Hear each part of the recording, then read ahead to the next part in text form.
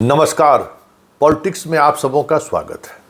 और आज हम पॉलिटिक्स में मोदी की उस पॉलिटिक्स की चर्चा करने जा रहे हैं जिस पॉलिटिक्स के सहारे आज बिहार की राजनीति में उन्होंने एक नया नीतीश कुमार स्थापित करने की कोशिश की है। ये मैं नहीं कह रहा हूँ, ये बीजेपी वाले कह रहे हैं। बीजेपी वाले वो दिन याद कर रहे हैं जब आज से 20 साल पहले कुछ इसी तरीके से नीतीश कुमार को बिहार के सीएम फेस के रूप में वाजपेयी ने गांधी मैदान में प्रस्तुत किया था। और उस गांधी मैदान में नीतीश को लेकर जो सियासत शुरू हुई, बीजेपी को उस सियासत से बाहर निकलने में अभी भी पता नहीं कितने बरस लगेंगे, क्योंकि 2005 के बाद नीतीश जिस तरीके से बिहार की राजनीति को अपने इर्द गिर्द घुमाना शुरू किया, बीजेपी चाह कर भी बहुत कुछ नहीं कर पाई। बीजेपी पूरे देश में सरकार बनाई, भारत के प्रधानमंत्री की कुर्सी तक पहुंच गया, लेकिन बिहार में आज के तारीख में भी 243 सीट की बात करें तो आधे से कम सीट पर आज चुनाव लड़ रही है। और उसकी वजह नीतीश कुमार है। लेकिन आज चिराग को लेकर जिस तरीके की सियासत मोदी के द्वारा की गई है, चर्चा कुछ इसी तरीके से हो रहा है कि कहीं न कहीं एक दूसरा नीतीश कुमार आज बीजेपी को थोप दिया गया है। उस दौर में नीतीश कुमार के भी वोट बैंक को लेकर बड़ी चर्चाएं होती थी कि किस वोट बैंक के सहारे नीतीश को इतनी बड़ी जिम्मेवारी दे दी गई या इतना बड़ा दायित्व दे दिया गया। बिहार की आबादी का मुश्किल से 2-2.5% वाली, यही बात चिराग को लेकर भी हो रही है कि किस बिना पर चिराग को इतनी बड़ी बात, इतने 7 बार के जहां से विधायक रह चुकी है बीजेपी, विपरीत परिस्थिति में भी जो सीटें जीतती रही है बीजेपी, वो सारी की सारी सीटें, अधिकांश सीटें चिराग के खाते में है। गया, राजगीर, ये सब सीटें बीजेपी विपरीत परिस्थिति में भी जीतती रही है, वो सीट उन्होंने दी। और इतना ही नहीं, जो खबर आ रही है वैसे तमाम सीटें जो जिसके सहारे कभी रामविलास पासवान राजनीति करते थे, वो सीटें भी चिराग को दे दी गई है।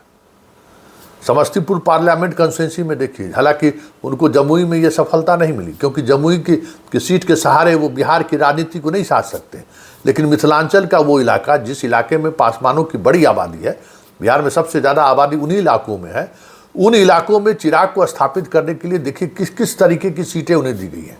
बीजेपी अपनी 2-2 जीती हुई सीट दे दी है, रोसड़ा और हायाघाट। इसी तरीके से बखड़ी, जहां पासवान की बड़ी आबादी है, वो सीट भी उन्हें दी गई है, ताकि जो उनके पिता की जो राजनीतिक कनवास था, उस कनवास पे वो फिर से स्थापित हो सके। हाजीपुर में भी वही सीट दी गई है जो सीट कभी एलजेपी लड़ा करती थी। मतलब तमाम उनके सीट को जो खबरें आ रही हैं, अगर उसे गौर करिए तो वो सारी सीटें वही हैं जिन सीटों के सहारे रामविलास पासवान पूरे देश में दलित की सियासत करते थे। बिहार की सत्ता की चाबी लेकर एक दौर में रामविलास पासवान घूमने लगे थे।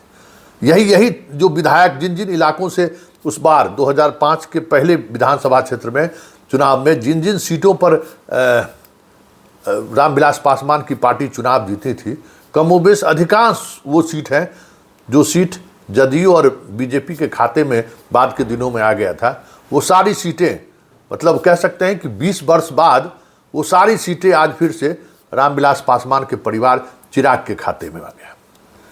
मतलब क्या है? क्या मोदी चिराग को फिर से स्थापित करना चाहते हैं, या फिर चिराग के सहारे मोदी नीतीश को साधना चाहते हैं? बड़ा सवाल है, क्योंकि ये सियासत कुछ और संदेश दे रहा है। लेकिन देखना दिलचस्प होगा, नीतीश को साधने के लिए हनुमान को जिस तरीके से राम ने गले से लगाया है, वह हनुमान आने वाले समय में उस राम के लिए गले की फांस बन जाए तो कोई बड़ी बात नहीं होगी। क्योंकि बिहार की सियासत में रामविलास पासवान जो चीज़ नहीं साध पाए, चिराग वो साध लेंगे, ये भरोसा जताकर मोदी ने सिर्फ 2019 का भविष्य नहीं लिख दिया है। 19 में तो जो होगा, 29 में जो होगा सो होगा ही। 2025 में जो कुछ भी होने वाला है शायद इसका अंदेशा बीजेपी को नहीं है, क्योंकि को जिस तरीके से चिराग थोपा गया है 2020 के चुनाव में बहुत सारी चीज़ें देखने को मिली। 2020 के चुनाव में साफ बड़ी भूमिका में थे चिराग के पीछे कौन खड़ा था सबको पता है। और साजिश क्या थी? नीतीश को कमज़ोर करना। क्या वाकई में नीतीश कुमार कमज़ोर हुए? क्या हुए? लेकिन उस कमज़ोर होने के बावजूद भी 5 वर्षों तक बीजेपी को नचाते रहे वो अपनी उंगलियों में। बीच में बाहर भी हुए और पार्लियामेंट का इलेक्शन भी संकेत दे गया कि नीतीश के बगैर बहुत कुछ आप कर नहीं सकते। इसके बावजूद इतना बड़ा रिस्क अपने आप में बहुत बड़ी बात है, क्योंकि यह रिस्क बताता है कि आने वाले समय में बिहार की सियासत में बहुत कुछ होने वाला है।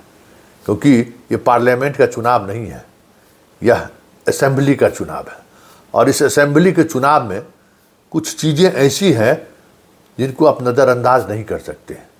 चिराग पर के दामन पर जो दाग है, या चिराग पर नीतीश कुमार को कमज़ोर करने का जो एक ठप्पा लगा हुआ है, और उसमें बीजेपी की भूमिका को लेकर जो एक जनमानस में संदेश है, वो सारी चीज़ें इस पार्लियामेंट के इलेक्शन में भले ही वो असर नहीं दिखा।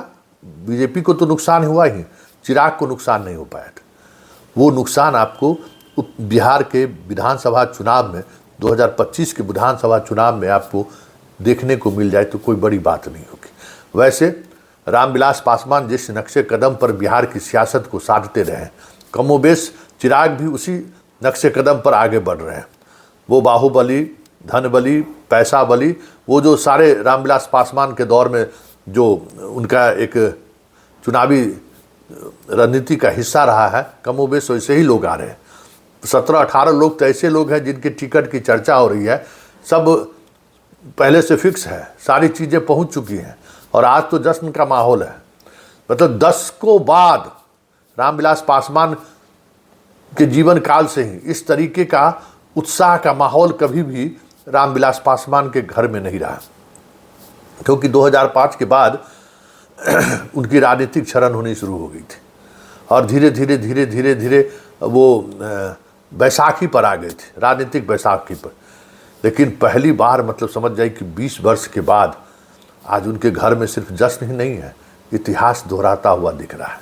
और जो अक्सर चिराग कह रहे थे कि लड़ना सीखूं, मरना सीखूं, हमारे पिता ने कह के गया, आज कमोबेश उस नारों के सहारे बाजीगर के रूप में तो आज चिराग जरूर दिख रहा है। भले आने वाले समय में उनके इस बाजीगिरी को बिहार की जनता खारिज कर दे, ये अलग बात है, लेकिन सीट शेयरिंग के सहारे आज उसने तो दिखा दिया कि बाजीगर तो मैं ही हूँ।